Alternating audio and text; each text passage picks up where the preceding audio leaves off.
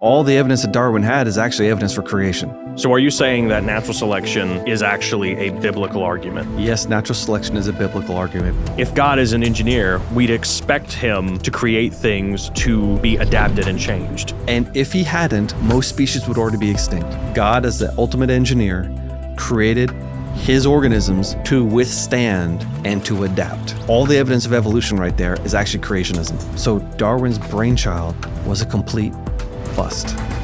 So if we could bring it all together and you could concisely sum up how a Christian should think about natural selection, what would it be?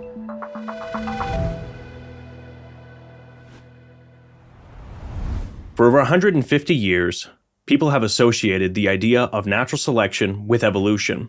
Yet the idea was in circulation long before Darwin wrote The Origin of Species, and it's generally accepted by creationists today. Dr. Robert Carter, I know you have a PhD in coral reef ecology and genetics, and you've studied these topics for many years. And I know from some of the conversations that we've had before we started recording that you say that natural selection and evolution are not the same thing at all, and in fact might actually be opposites. So what separates natural selection from evolution? One is a cause and one is an effect. Okay. The idea of natural selection leading toward long-term grand-scale evolution, that's what Darwin posited in his book, The Origin of Species. He suggested that if you have a little bit of change now, over enough time, with enough change in the right direction, you might be able to explain the common ancestry of all things. But one's a cause and one's effect. So the cause is natural selection, the effect is evolution. But he put his cart before his horse because the creationists at that time and today have accepted natural selection. Of course, things change. Of course, things that are better fit to the environment might have more offspring than others. Therefore, there'll be genetic changes over time. Adaptation's like just part of creationism. It's nothing new. He didn't invent anything new in The Origin of Species. He just put two dissimilar ideas together. Okay. And so Darwin said that there was no limit to the amount of change, though, that he would see happen by natural selection. And that's almost a direct quote from The Origin of Species. Okay. He said, I see no limit to the amount of change. Yes. Okay. But he had living organisms to work with. Exactly. He's starting with things that God created. And if God had put into his creation the ability to adapt and change over time, then all the evidence that Darwin had is actually evidence for creation. Okay. So are you saying that natural selection is actually a biblical argument? Yes, natural selection is a biblical argument because it's a common sense argument. There are things that have traits that work really well in some environments and not so well in other environments. And the things that, with the traits that work really well, they tend to flourish in those environments. So over time, they'll have more offspring than the things that don't flourish, and you're going to get change over time. I mean, it's like a no-brainer. Yeah. The question is, how much change can you get? How far can a species go before, natural selection doesn't work anymore? Can you actually get, wings evolving from arms or photosynthesis evolving from nothing? Those sorts of things natural selection cannot handle. Evolutionists actually, for the last 100 years, have coming up with other ideas to add to it because the idea of natural selection itself doesn't work. Right. Well, and that's why, we have all sorts of different mechanisms explaining the origin of life. And that's not really what we're going to talk about today. No. But the thing is, it does relate because people say, well, the first organisms were photosynthetic algae or something. Which is, that's actually the funniest thing, that the earliest organisms we see in the evolutionary fossil record are photosynthetic organisms. Photosynthesis is the most improbable chemical reaction you could ever imagine. And it requires thousands of molecules that are light sensitive that light would destroy. And yet it's like a butterfly trying to capture a cannonball. That's what those chemicals are, trying to capture photons. And instead of being destroyed, they hand it off to the next chemical, then the next, then the next, then the next, then the next. So each one of them takes a little bit of the energy out of the sunlight, and the plant harvests it or the algae harvests it, and they make energy. But that is incredibly complicated. Natural selection cannot explain something like that. It can explain a winnowing of defective organisms. It can explain the fine-tuning of an organism to a specific niche. But if an organism is being fine-tuned to a niche, it's by definition, that species is losing genetic diversity. Therefore, they're losing adaptive potential. Therefore, after they change, they might not be able to change anymore. So in the creation model, most of us believe that things could change faster in the past than they do now. Okay. Because after, let's say, after Noah's flood, right? The animals come off of the ark, they start spreading out on the earth. Well, bears are going to divide up into little sub-bear populations. And each little population is only going to have some of the genetics of the original population. And then natural selection is going to start removing some of that diversity. They're going to get fine-tuned, pigeonholed into a certain way of operating, like polar bears on ice, black bears in a forest. Polar bears wouldn't do well in the forest. Black bears wouldn't do well on ice. They've adapted to these local environments, but they can't go back. And so you have lots of change in the beginning and everything slows down. So what was Darwin looking at? Species thousands of years after creation, after all the speciation happened, after all the biggest change happened. Now he's looking at these little things and saying, okay, hey, I see no limit to the amount of change given enough time. Yeah. But the biblical picture already explained all the things he was seeing. Before we continue, a quick heads up. Stick around until the end of the interview because we'll be offering an exclusive free stream of the fascinating documentary, Darwin, the Voyage That Shook the World. You don't want to miss it. Okay, so to kind of sum up, what you're saying is that even granting the evolutionary model for the sake of argument, evolution, you have different mechanisms by which change is introduced to the population, but natural selection is the opposite because it removes some of the diversity from that gene pool. Yes, which is why in the early 1900s, they came up with what was called the neo-Darwinian synthesis. Okay. They kept natural selection and then they added mutation. Because they knew natural selection was just going to reduce diversity over time. You needed a way to increase diversity so you can have more change. Oh, but if you had mutation to that, now mutations plus natural selection, that's basically what Darwinism is today. Yeah, that's what I always grew up being taught in school or on TV programs about dinosaurs or something like that. So that's interesting. But you were saying that species in the past changed faster and that they were even designed to change. Yes. So tell us about some of the mechanisms. There are so many different possible ways that God could have engineered into the original creation the ability to adapt and change over time. It's hard to even list them all. I wrote a 3-part article series on creation.com attempting to list them, and I've thought of even more since then. But you've got, initially, God creates organisms. He doesn't create 2 of each kind of organism. He created 2 humans. Mm-hmm. But how many E. coli did he create? Okay. Billions. How many oak trees did he create? Yeah. Probably millions. How many, squirrels did he create? Probably squirrels all over the world. And so all these different organisms, he could have created many or few. He could have imbued them with a rich amount of genetic diversity or a little bit. So we have all these possibilities. And then over time, as those organisms are reproducing, well, like he could have put like in a dog population, the dog-like original kind, maybe it looks more like a wolf, some genes for like small, skinny dogs, even though all the dogs are big and muscular. Well, those genes might be floating around the population for thousands of years before they finally come into one organism who has 2 copies of the small, skinny, and all of a sudden a chihuahua pops out. Where'd that come from? Well, God engineered it originally. The information was in that dog kind initially. It just was rare and it took a long time for it to finally appear. And all of a sudden you have a radical change. Okay.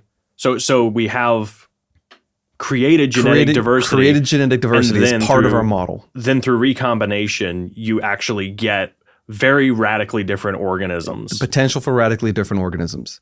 Okay. But then you have sexual reproduction. During reproduction of complex organisms, our chromosomes recombine. And if you have like gene for like tall and muscular, and the opposites are short and skinny, and they're right next to each other in the genome, they might be linked together for a long, long, long time. And all of a sudden a recombination event happens. And now you can have a tall, skinny, or short, muscular. All of a sudden you have Irish wolfhounds and bulldogs. Okay. They appear out of nowhere. But that information was in the original creation. It just took a long time for it to be recombined to appear all of a sudden. So we can have lots of changes appearing long after creation just because of what God put into those initial genomes. And talking about that article series, and I'll be honest, it's pretty over my head. I've heard you say that populations lose heterozygosity. I don't know what that means, but you feel it's a really strong argument for what we're talking about here today. Yeah, really strong argument. Hetero means different. And in genetics, when you have a heterozygous site, it just means that there's two different letters on the two copies of the chromosomes an organism has. So maybe you got on chromosome 1, at position 1 million, there's an A in the chromosome you got from your father, but there's a G in the chromosome you got from your mother. Okay. So A and G, that would be a heterozygous site. There's two different letter combinations. And in the human genome, you carry about 3 million places where the copy you got from your father is different than the copy you got from your mother. You have about 3 million heterozygous sites in your genome. Okay. Populations, as they start spreading out and subdividing into isolated subpopulations, they lose heterozygosity. Like if everyone in the world died except the people on Iceland, and the Icelanders went and reconquered the world, well, they're not going to look Chinese. They're not going to look African. They're not going to look, you know, you can have a lot of light-skinned, blue-eyed, red-haired people because of the founding population. They don't have as much diversity as everyone in the world. So as bears are spreading out from Noah's Ark, as they get subdivided, isolated into a valley or on the other side of a mountain range or on the other side of a desert, they're not interacting anymore. Mm-hmm. If they've spread out, they don't have as much diversity as the original. They lose heterozygosity. That's one thing that defines species. Okay. A species breeds true to type. That's one of the definitions of the word species. So starlings produce starlings, cardinals produce cardinals, blue jays produce blue jays. They breed true to type. But a lot of those species can hybridize. Yeah. What happened was as they spread out and got isolated, they lost genetic diversity. Now all the cardinals look red. Mm-hmm. All the blue jays look blue. And you have speciation because of a loss of diversity. Got it. They breed true to type. And so the only way to actually get, you know, potentially a new species or subspecies or something like that would be to have hybridization where you have genes from the outside gene pool coming into this other gene pool, right? Yes. And one of the things the evolutionists have been very slow to recognize, and even though the information has been there for a long time, very slow to realize that hybridization often produces new species. That's interesting. We've seen that in the Darwin's finches on the Galapagos Islands. We've seen that in butterflies. Lots of examples now where two species look like different species, but then it can hybridize, and all of a sudden you have new genetic combinations and new things can appear out of that. Got it. Well, and this is a thing even in like the tropical fish hobbyists in our audience will know this. The reptile keepers in the audience will know this.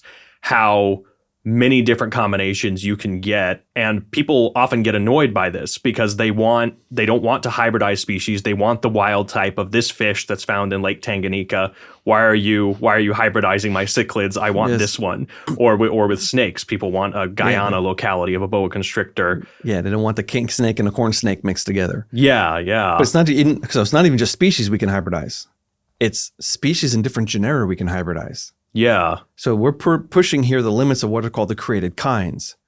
So God created cichlids. He didn't create that little grayish fish that lives in Lake Tanganyika that nips the scales off the other fish. Yeah. He created an initial cichlid kind with diversity that rapidly speciated. It's funny because even the evolutionists say that the rift cichlids, they rapidly speciated. Interesting. Lake Victoria was dry ground in historic times. Wow. I mean, early historic times, but it wasn't millions of years ago. It was in their model, a few thousand years ago, there was no Lake Victoria. And now we have all these species. 500 or 600 species of cichlids in that lake now. And they're unique to that lake, basically. Yes. So speciation happens because of isolation, sexual reproduction, loss of diversity, hybridization. those are all parts of the creation model. Yeah. Well, and maybe we need to take a step back too, because people will sometimes go after the idea of a created kind. But what a lot of us know, if we've kept some of these animals, we realize that species and genre are changing all the time. Like they're reclassifying a lot of these animals because it's a system by which we can classify them, but they're not bound to that. The first scientific paper I ever published was on the morphological differences between the 3 species of corals in the Caribbean. And I spent days staring in a microscope, taking pictures of coral polyps and then measuring them digitally and then doing all the statistical analyses. And my co-author did most of the statistics. Yeah. But we concluded that these are 3 different species. Those species have now been put into a different genera. Great. Yeah. So taxonomists have wrestled with this issue a long time. Evolutionists have wrestled with this a long time. Yeah. But when we just have this basic idea that God created groups of organisms that are designed to reproduce with each other and not to reproduce with others.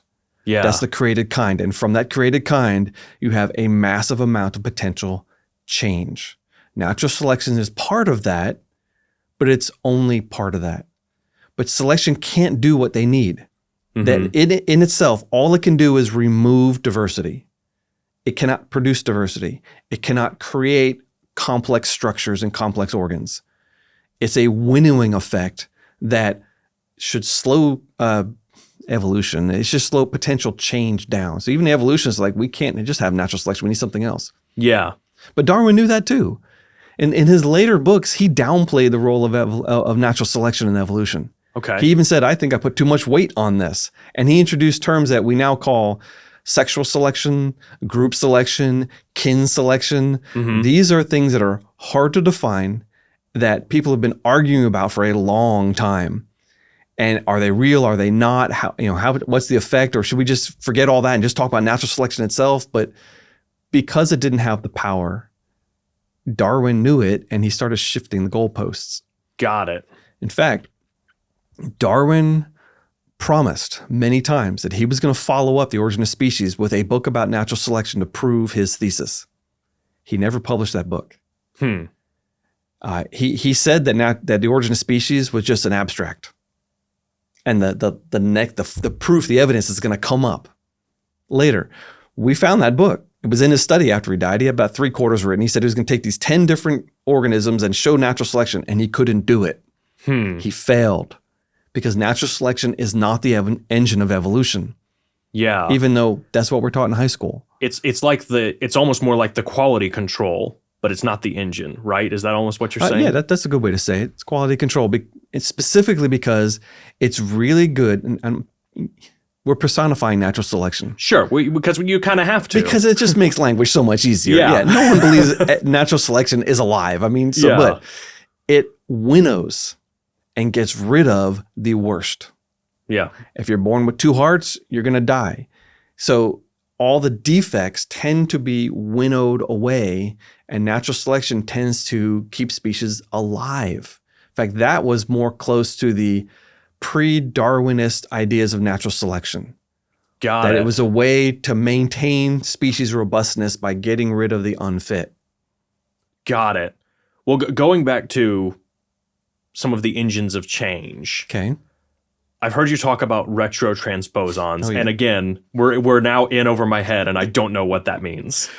There are pieces of DNA in our genomes, many of them, that can, this end and this end, if they touch, it can make a circle, and that piece of DNA can pop out. Okay. Joining these other things together. A lot of those retrotransposons have gene promoters in them. So if they're not there, the gene can't be turned on. If they are there, the gene can be turned on. And retrotransposons can jump around in a genome and change things. Like, have you ever seen, I don't know what it's called. I'm sure it's not politically correct to say Indian corn. Yes, I have. The Native American corns that have all the different corn kernels. Well, the colors are caused by retrotransposons jumping around. Interesting. And changing the genome of that corn kernel. Oh, so we can actually, you're basically having a visual map on the corn kernels of where the genes are getting recombined. In our brains, as a baby's developing in the womb, the retrotransposons, there's a whole classification of different types of transposons. I'm just going to use that as generic. Retrotransposons cover everything, just makes it easy. But they're jumping around in our brain cells, changing the genetics of brain cells, which changes the type of brain cell that thing will become. Okay. So our genomes are being scrambled by retrotransposons, even when we were alive. Okay. If one of those things during reproduction, let's say that there's a mutation and it can't move anymore, it's that gene's now stuck in the on position.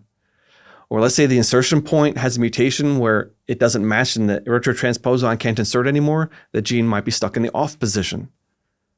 Okay, so it's almost like a degradation? Yes, it's a fixation. It's like if that is affecting the color of a coat of a cat, or if it's affecting the ability of a dog to digest starches or not, it can have a downstream effect later on in generations because now that gene is on or off permanently. Got it. And so you can have change affected by these things that are designed by God to jump around. That's pretty interesting to think about. It's really complicated, but really fun. Yeah. When you talk about the created genius of God and this engineer and what he engineered, he engineered life to adapt and change on purpose.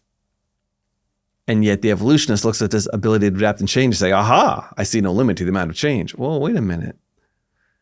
And every engineer knows that once you make something, you can twiddle with it. But twiddling doesn't produce that thing. Yeah. I mean, I worked in a tape measure factory for several years. My dad was a plant foreman. I made tape measures. And it took a lot of machines and a lot of work and a lot of ingenuity and multiple patents to get a tape measure manufactured. But once you had that tape measure, you know what? I think I want it a little wider. I think I want to add a new mark on there so now I can mark the position between the vertical studs in a wall. Or I want the little end to wiggle so that if I go this way or this way, I can still get an accurate measurement. Got it. You can twiddle with it once it's made. But someone had to say, I'm going to make a tape measure. I'm going to make it out of metal. I'm going to put a spring in there and I'm going to have a hook on the end. That didn't evolve in a stepwise process. So basically, if God is an engineer, we'd expect him to create things to be adapted and changed. And if he hadn't, most species would already be extinct. Because the environment is variable. Yeah. An environment today in a sin-cursed world where there's death and there's cancer and there's all horrible things that can happen. Well, it wasn't like that initially. So he had to create species that could flourish in a good environment with no death and no suffering, and in a post-fall world where there is death and suffering. And most species were able to do that. Now, a lot of things have gone extinct, but most, especially the created kinds, have not. Right, we have representatives of them, even if individual species like giant sloths, which are my favorite. Well, we still have little sloths today, or we don't have woolly mammoths, but we have elephants. Yes. So got it. So that engineering aspect is critical to consider. God, as the ultimate engineer, created his organisms to withstand and to adapt. That is all the evidence of evolution right there is actually creationism. Hope you're enjoying the interview so far. We'll jump back in shortly, but real quick, imagine bringing this life-changing message to your church or community. This is exactly what we do. We host almost 1,000 events each year, and our experienced and accredited speakers come to you without charging a set speaking fee. They deliver engaging, illustrated, and impactful presentations covering a range of topics dealing with the creation and evolution debate. We've received thousands of testimonies from people who have had their lives changed through CMI's speaking ministry. If you'd like that for your congregation or community, then use the link in the description and contact us today. Thanks again for watching. Now back to the interview.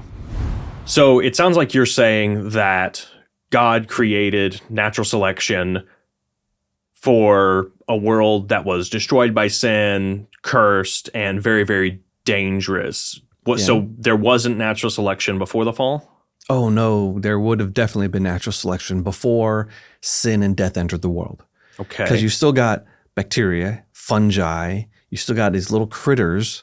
They're not part of the things that God said are never going to die. It's the nephesh creatures, the soulish, the breathing. It's really vertebrate animals is closest to what we would define as nephesh in Hebrew. That's the Hebrew word for soul. Okay. Maybe insects are included in that. We can debate on where to draw the line, but bacteria? And the objection here is that, well, natural selection requires death, and there was no death before the fall.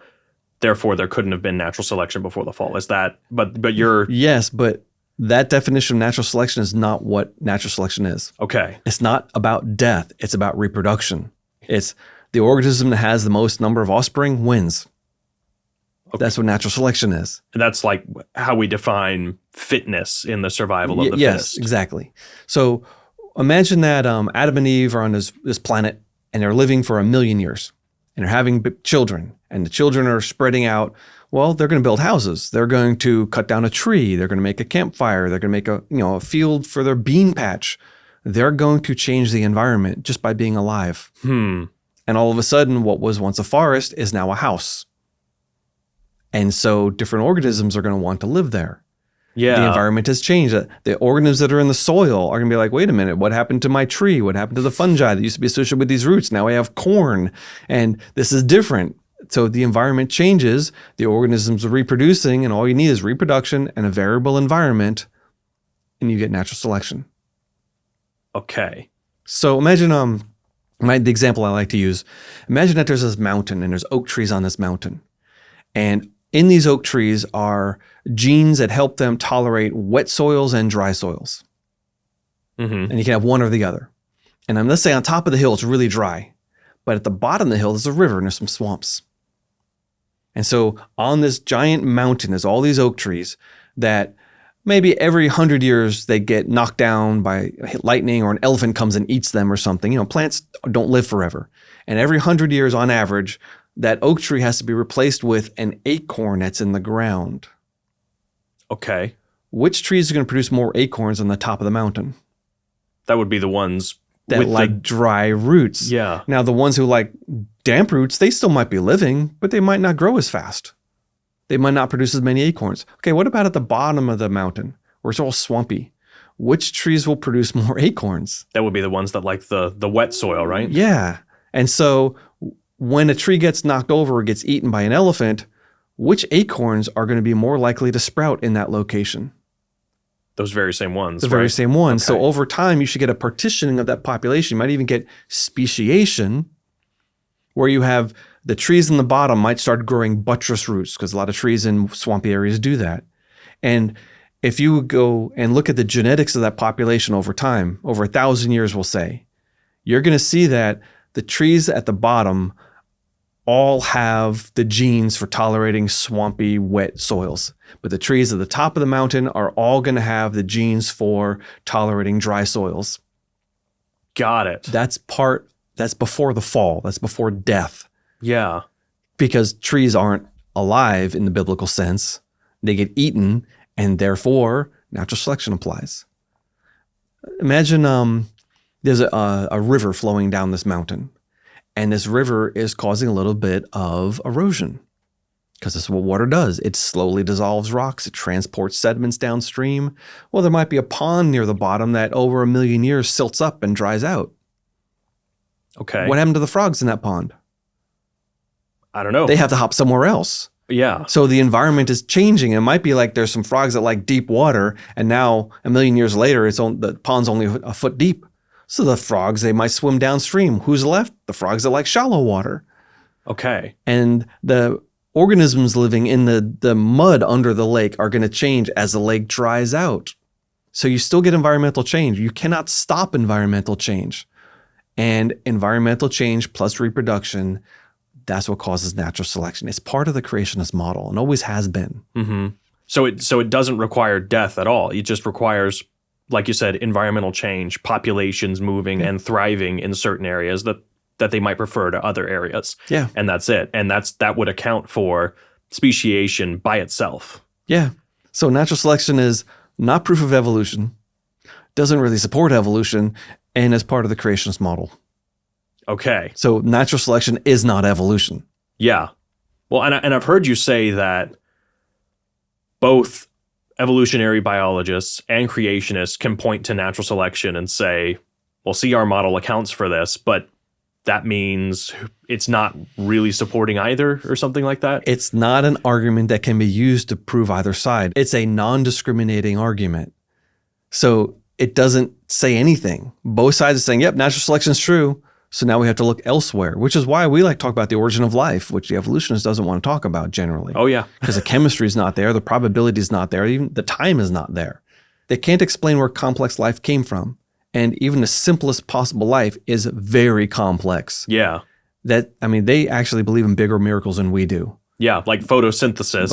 Appearing by itself. Boom.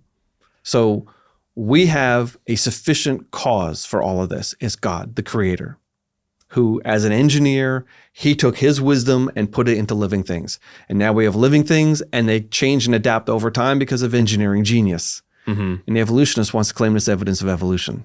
And they want to say that it's just mutations that are driving that, right? Yes, but mutations don't generally improve things. Yeah. They can change things. You can get white coat killer and a polar bear. Okay, fine. You have a broken melanin gene, now you have a white bear. Great.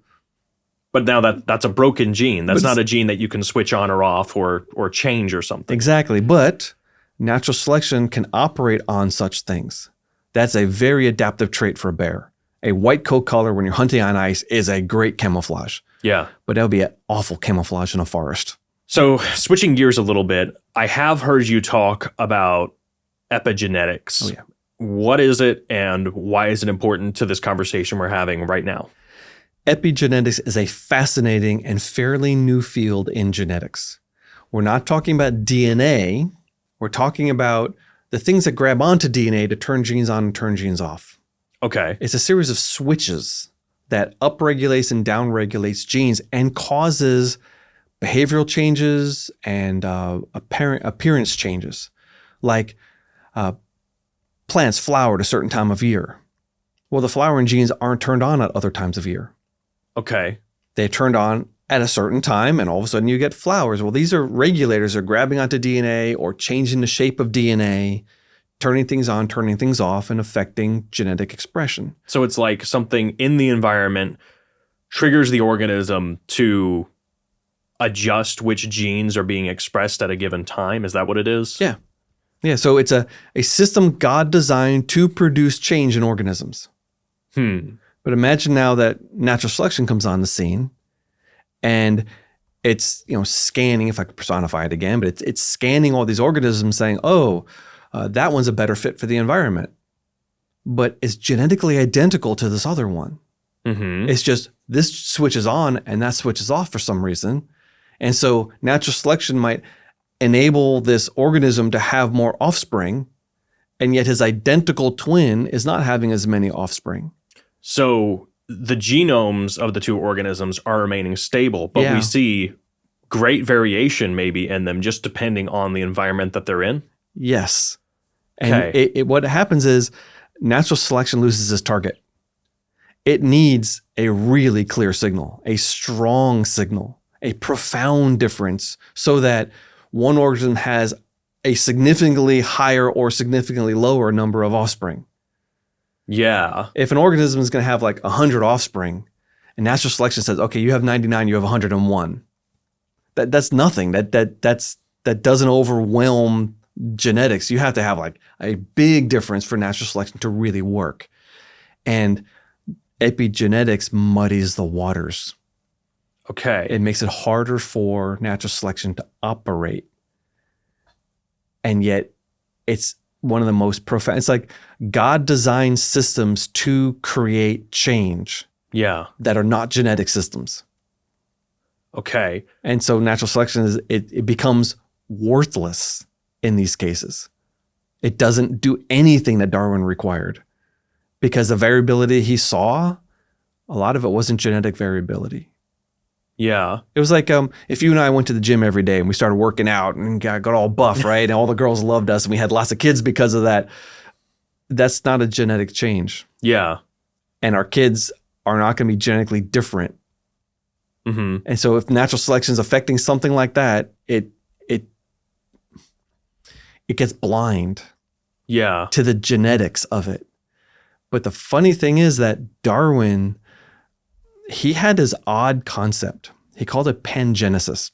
Okay. He was not a Mendelian geneticist.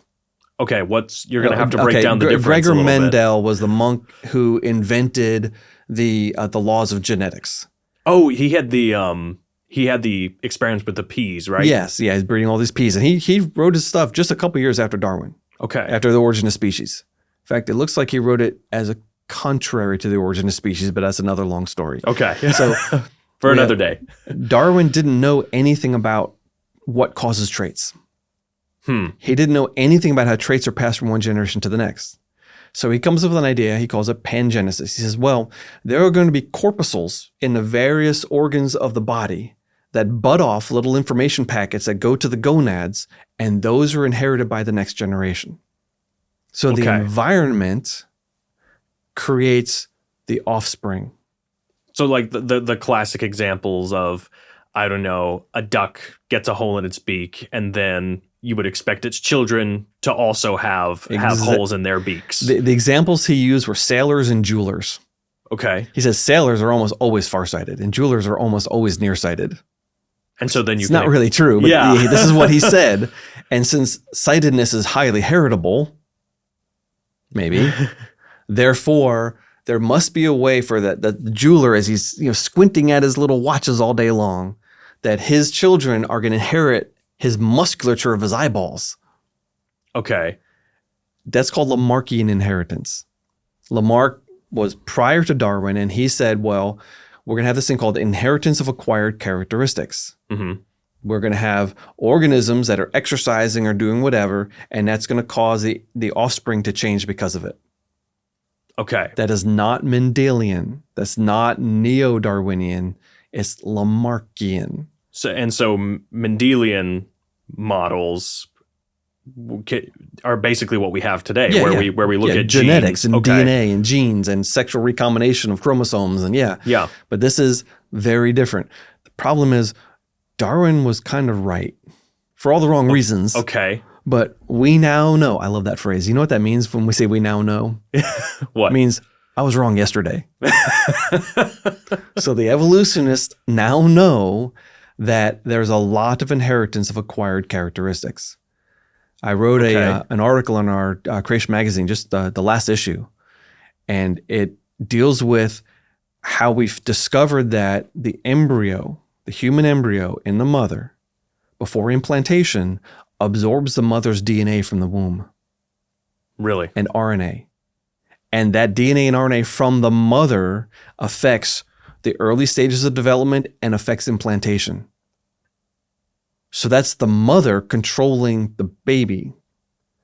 We've learned recently that males, the sperm will absorb RNA from the body. Huh. So an environmental influence is going to change which RNAs are expressed. The sperm will absorb that, and that goes into the baby and affects the baby. So the environment of the parents is affecting the child. That's epigenetics. So it almost is what Darwin was saying. It almost is what Darwin was saying, yes. But what that means is that natural selection doesn't work. Okay. Because that child is going to be affected by the environment of the parent, not necessarily the environment of the child. So if the mother's a smoker, if the dad's a heavy drinker, or if dad had scarlet fever, or the mother was starving, those genetic changes are going to produce a change in the offspring. Mm-hmm. And it's even weirder that when a woman's pregnant with a female baby, after only 20 cell divisions, the ovaries are finished and the eggs are in place. Huh.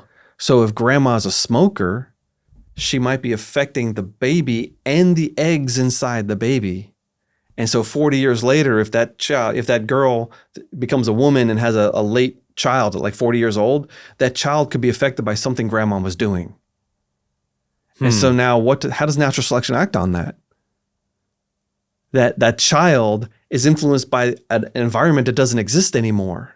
Yeah. And it's going to grow up and be different. Its traits are going to be different because of something that happened a long time ago. So what it sounds like you're saying, and you can correct me if I'm wrong, is basically that it's not just natural selection acting on organisms that provides the change. There are all these other factors that are happening that have nothing to do with the environment where they are. Yes. Or the DNA that they carry. Therefore, natural selection is not evolution. Got it. Well, we have covered a tremendous amount of territory in this conversation. We've talked about, first, just the basic model of natural selection. We've talked about the different means by which organisms change. We've talked about specific examples of all of that. And we've talked about epigenetics and how that works. So if we could bring it all together and you could concisely sum up how a Christian should think about natural selection, what would it be? I would say that natural selection is and should be, and pretty much always has been, part of the creation model. It's not proof of evolution. It doesn't support evolution. In fact, it's like, thank you, Mr. Darwin, for that idea. What else you got? Because that's ours now. It fits in with our ideas beautifully, but it has no power. It can't create anything new. It can't even create much change. And if it's going to have any action at all, it's only on the most extreme genetic changes. Most all genetic changes are invisible to natural selection. So Darwin's brainchild was a complete bust. So I know that some of the stuff that we've talked about today is covered in the documentary Darwin, the Voyage that Shook the World. And we're going to offer that for free. But before we do that, tell us about it. In honor of Charles Darwin's 200th birthday, and in honor of the 150th anniversary of the publishing of The Origin of Species, we decided we were going to make a documentary on the life of Charles Darwin. Okay. So we went all around the world chasing his footsteps. We interviewed evolutionists, we interviewed some creationists, because we realized that if you want to understand evolution, you've got to understand the man and what he was thinking, the times he lived in. And there's a lot of urban myths associated with Charles Darwin that we were able to correct. Even the evolutionists were able to correct it. You got to understand what he was thinking.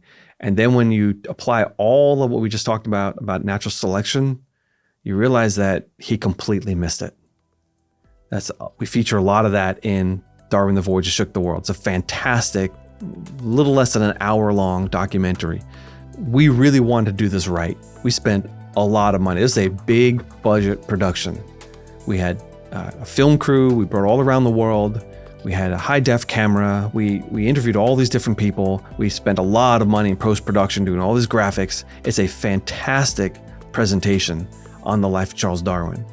If you want to understand evolution, you got to understand Darwin, and that was our goal. And I love the result of all that work. This documentary is amazing. And we'll make that link available for free in the description below. Dr. Carter, thank you so much. You're welcome.